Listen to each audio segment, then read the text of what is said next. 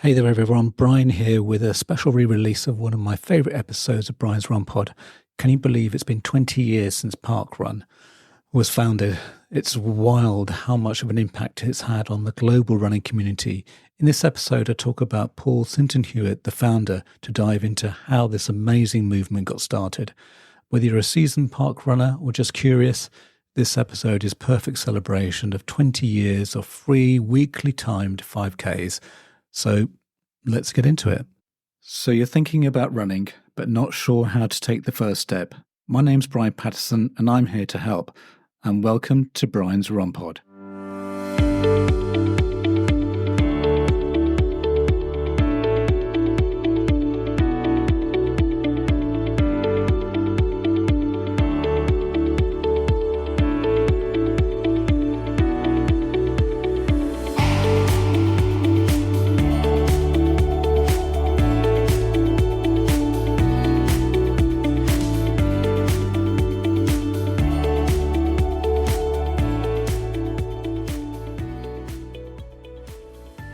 Well, welcome back to Brian's Run Pod. Today we're going to be talking about events for runners, well, more specifically the birth of Parkrun. Parkrun, stylized as Parkrun, is a collection of 5-kilometre events for walkers, runners and volunteers that take place every Saturday morning for more than 2,000 locations in 22 countries across 6 continents. Well, how did it all start? Well, Parkrun was founded by Paul Sinton-Hewitt on the 2nd of October 2004 at Bushy Park, London, England. The event was originally called the Bushy Park Time Trial. It grew into a network of similar events called the UK Time Trials before adopting the name Parkrun in 2008 and expanding into other countries.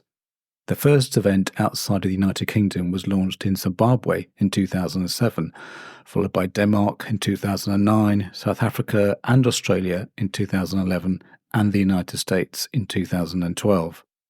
Sinton-Hewitt received a CBE for his services to grassroots sports in 2014. By October 2018, over 5 million runners were registered worldwide, and that includes me. Well, what about Paul? Sinton-Hewitt was born in Zimbabwe and went to Potchefstroom High School for Boys. I completely destroyed that high school. I do apologise. As a boarder in South Africa.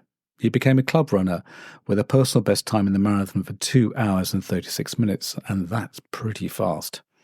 In 2004, Sinton-Hewitt was suffering from depression and unable to run due to an injury. Plus, he was unemployed and had just lost his job. So he'd founded Parkrun as he wanted to spend more time with his friends.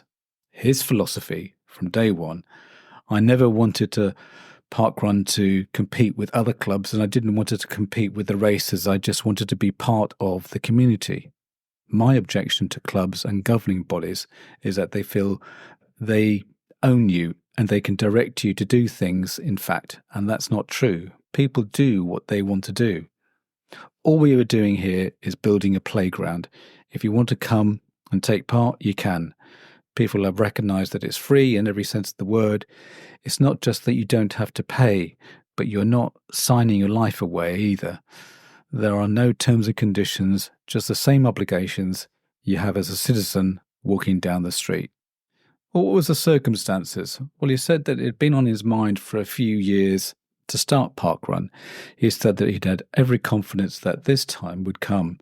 Does not remind you of a famous phrase from Field of Dreams? If you build it, they will come. So in October 2004, 13 runners met up in Bushy Park, and I think I knew 10 of them, and 10 of them out of the 13. That's what Paul says. Bushy Park and more. For the next 2 and a bit years, it was all about Bushy Park. A lot of the people were coming, but they weren't the people I expected. They weren't the races and the club runners. Those people came too, but they brought their partners and children. There were a lot of positive feedback, and a lot of people asked for more locations. It was in 2007 when they started their second run, and that was the Wimbledon Common, which was about 5 miles from Bushy Park. In that year, they went for one park run, Bushy, to 5. Wimbledon, Richmond, Banstead, Leeds High Park. The first 3 were all my mates, he says. Then Leeds, that was Tom Williams, co-host of the Marathon Talk podcast and Parkrun's UK managing director. Now, Tom says that he remembers he saw something in Runner's World. He said, I'd won some award, I can't remember what for. It was the Runner's World Heroes for Running Award for philanthropy. And he saw the write-up, and as part of his work at the university, he'd been asked with finding some event where the students could engage with the local community, and he thought Parkrun would work. He phoned Paul, came down to see me, and I gave him everything so he could become part of the family. They doubled every year, 1 to 5, 5 to 15, 5 to 35, and so on. People asked him in those days, what's your goal? And I'd say, well, I think there should be a parkrun in every community. I don't think it would be me who'd be making that happen. So it was simple. It should just exist. In a 2013 article in The Guardian, noted that the rapid growth of parkrun and suggested that this was mainly due to its simplicity and accessibility. Runners registered online once, turn up at any event and run. Inclusivity was also a factor, as participants have a wide range of running abilities, from fast club runners to those walking, a wide range of ages, and children running with their parents to the elderly. Also allowed wheelchair users, those pushing buggies, and people running with their dog. In 2015, more than 80,000 people were gathering in parks across the world each week to run, jog, walk, parkrun, more than twice the number who would take part in the annual London Marathon. In 2016, 1.1 million different people completed a parkrun, and 142,000 gave their time to volunteer. In 2018, on average, Saturday, around 250,000 runners took part in 1,500 events spread over 20 countries. So, well, how was it funded? In the beginning, he funded everything. He went to work, I took half my salary, he says, and I put it into Parkrun. In the last 10 years, Parkrun has cost in excess of £3 million. We got our first sponsorship in 2009. Then in 2010, we partnered with Lucozade and Nike. He says that this is a business in every sense of the word. We employ people, we have obligations, we have costs that are quite large, and our websites are as professional as most organisations. We do the best we can to make sure that this isn't Mickey Mouse. Now, they have relationships with third parties like Prue Health, and they get grants from organisations like the London Marathon. They also have a shop where they try and sell some stuff, but make sure that all of the commercial activities are as low-key as possible, and so they don't invade the trust runners have in Parkrun. Well, what about volunteering? Volunteering is a very serious and difficult business. It's not like employing people directly.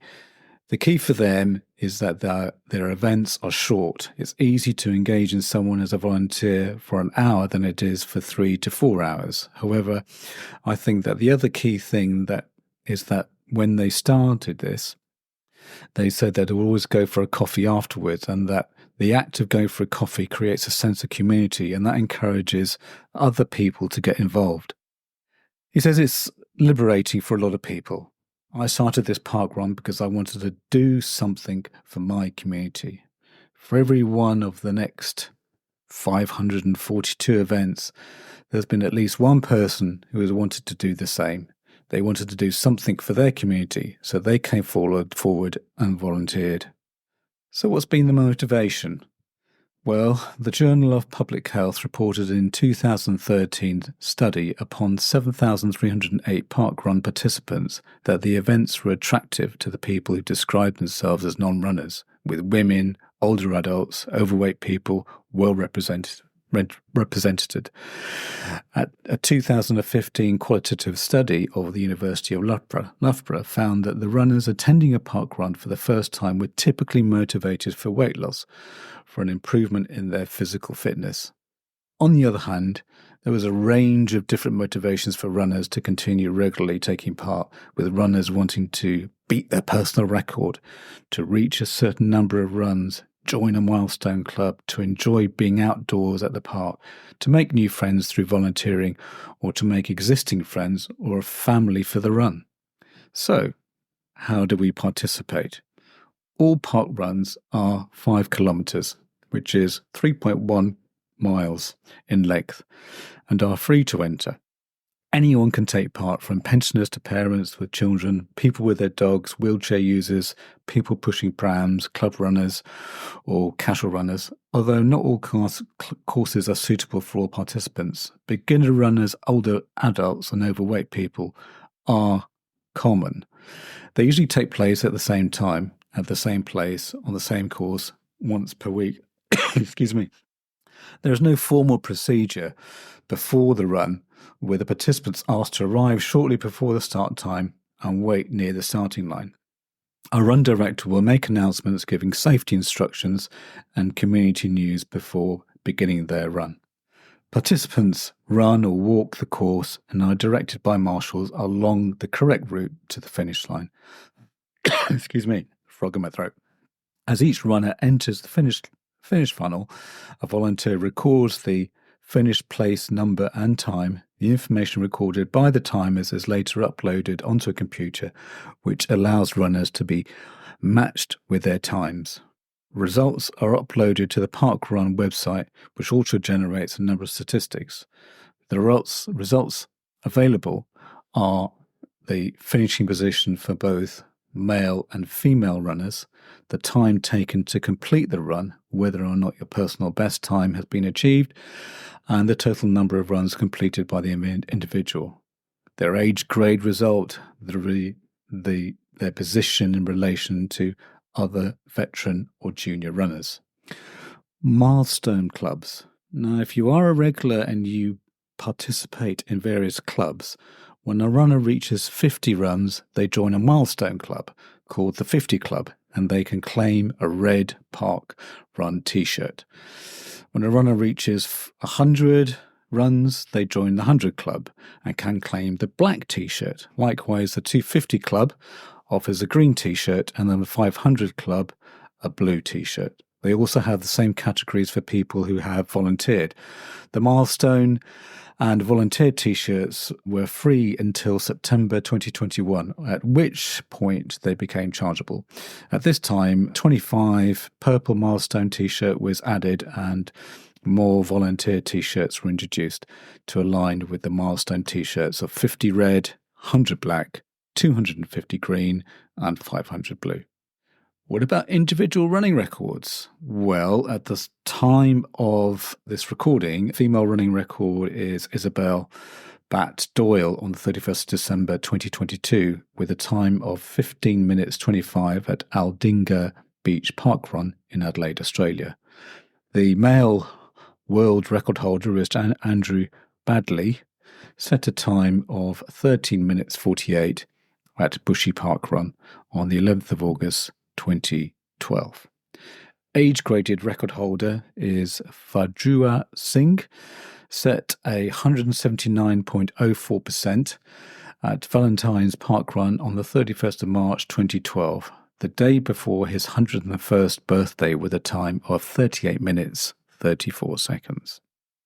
The top locations for Parkrun. Well, we've got the United Kingdom, of course, with 771 locations. Australia with 455.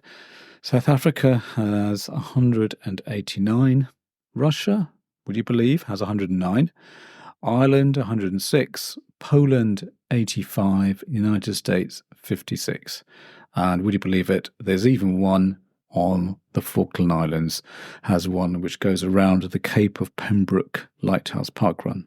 So as I mentioned earlier, it all started back in 2004 when Paul Sinton-Hewitt had this simple yet brilliant idea: create a free event that would bring people together through running, making sure it was inclusive and open to everyone.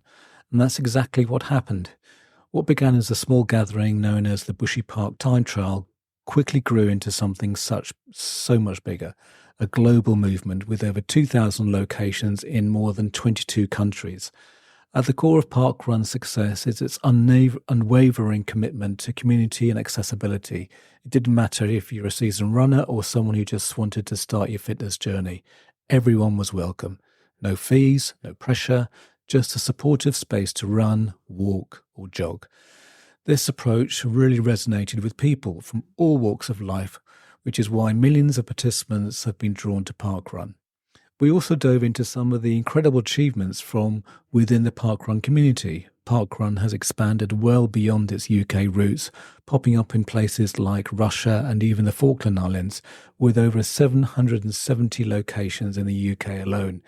It became a key part of so many local communities, fostering friendships and promoting healthier lifestyles. Its growth is testament to how something so simple and welcoming can evolve into a beloved fixture in the running world. Another big reason why Parkrun's success, the volunteers. They're the ones who keep everything running smoothly, literally. We highlighted how important volunteering is to Parkrun experience and how it strengthens the sense of community. Let's not forget the post-run coffee ritual. It's more than just a run. It's a chance to connect with others and feel like you're part of something special. Parkrun's story shows just how powerful grassroots movements can be, especially when they're focused on something as positive as bringing people together.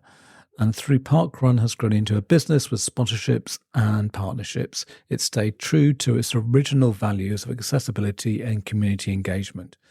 Whether you're a non-runner looking to get active or a seasoned athlete chasing a personal best, Parkrun has something for everyone. So if you're curious about Parkrun or already a fan, this episode offered a deep dive into its history and its many achievements and where it's heading next. And so many continue for another 20 years.